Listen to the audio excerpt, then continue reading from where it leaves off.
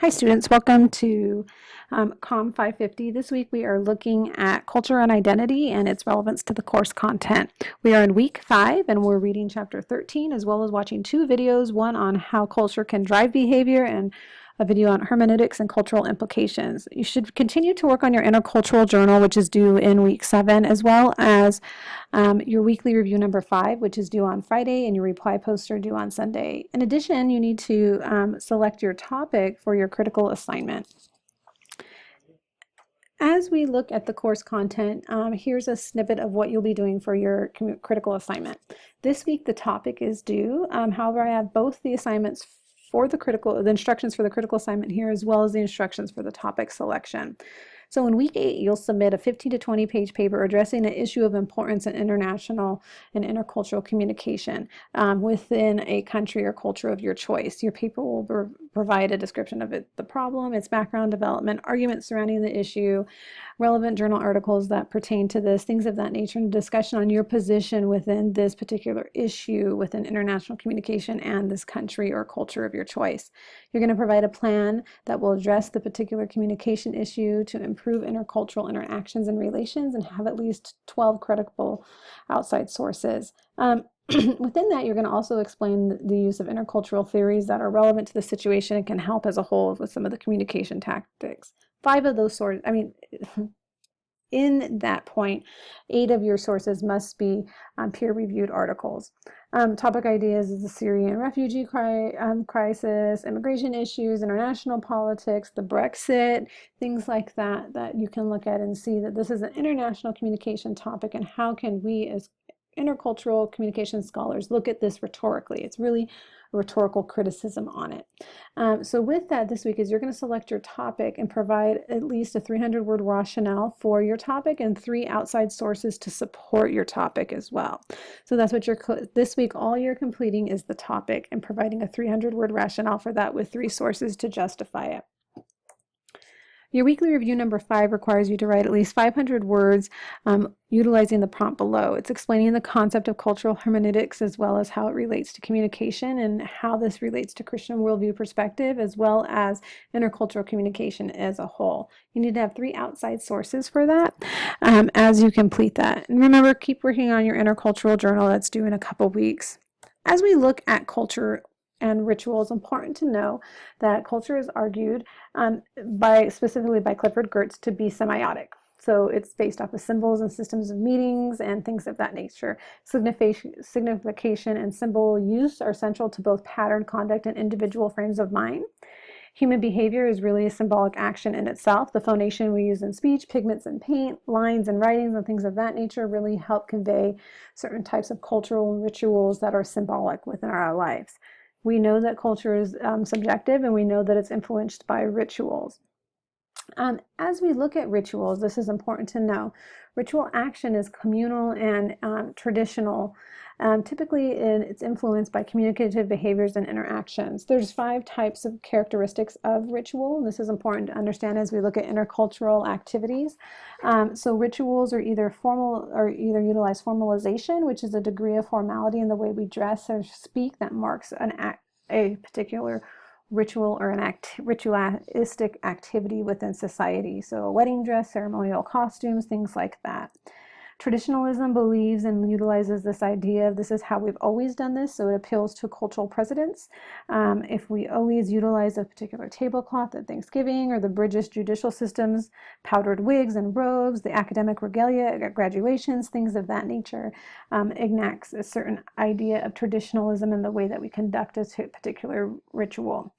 And various represents and emphasizes precise repetition and physical control. So military marching maneuvers, high kicks from the Radio City Rockettes, really signifies the timeless authority of a group, its doctrines and practices. This also relates to saying the Pledge of Allegiance or enacting a certain pledge at the beginning of some type of meeting and things of that nature. Really allows you to see the invariant rituals within this particular activity.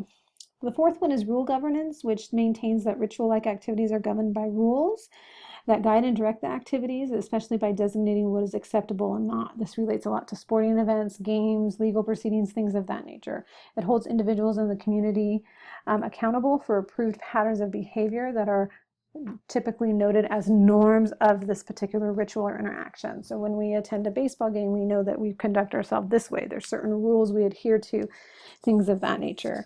The last one is sacral symbolism. This refers to things like the American flag or the cross or things of that nature that tells us that people and objects become sacred through ritual acts and what they represent. So the American flag represents a certain ritual and patriotism and about American culture, things of that nature that can apply to individual cultures and different societal influences.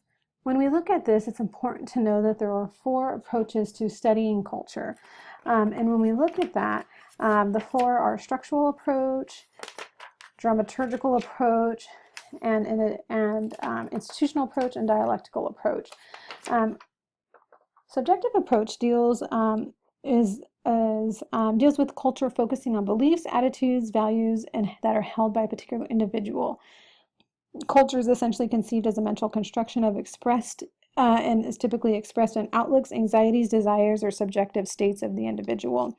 Wuthnow, a scholar related around this idea of subjective culture, tells us that meaning in a subjective approach is the individual's interpretation of reality becomes what that person's idea is about culture. In this sense, culture seeks out the patterns and rules that hold a specific culture together. They look at symbolic boundaries as well as physical boundaries that are among cultural elements that are maintained and changed throughout times.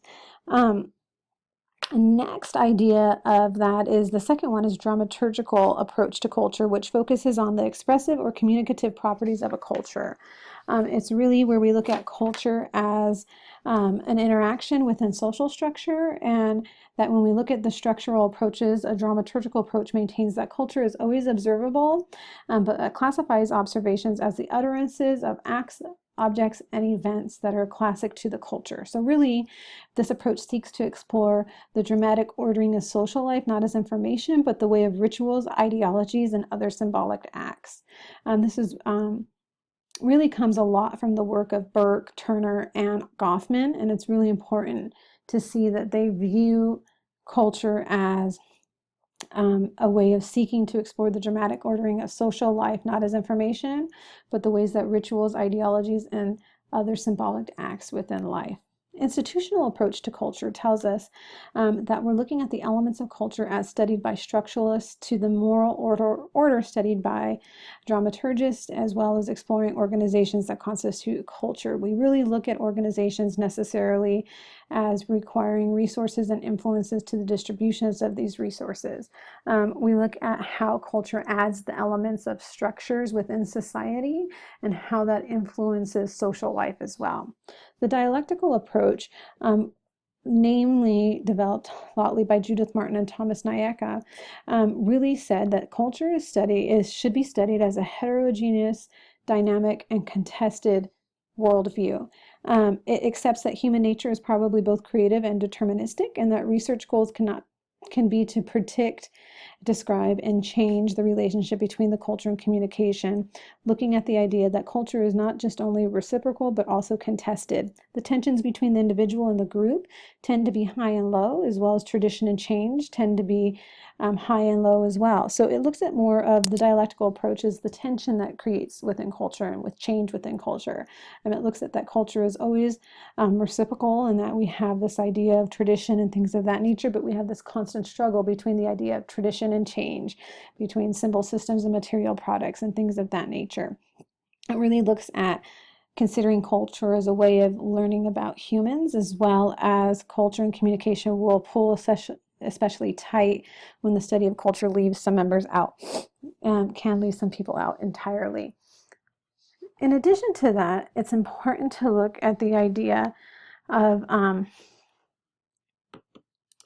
symbolic interactionism. This is really looking at the context of communication being looking at the communicator and the the conversation. Some noteworthy scholars is Herbert Mead. The major ideas of symbolic interactionism is that society arises from interlinked conversations among individuals, and culture and ritual is developed from that as well. People interact with one another over time, and as they interact, they come to share similar meanings about specific interactions and contexts, and so your interaction tends to be more symbolic. It's the way you look at somebody when you're trying to convey something to them and you've interacted with them so much you don't necessarily need to use words, you're able to communicate with them.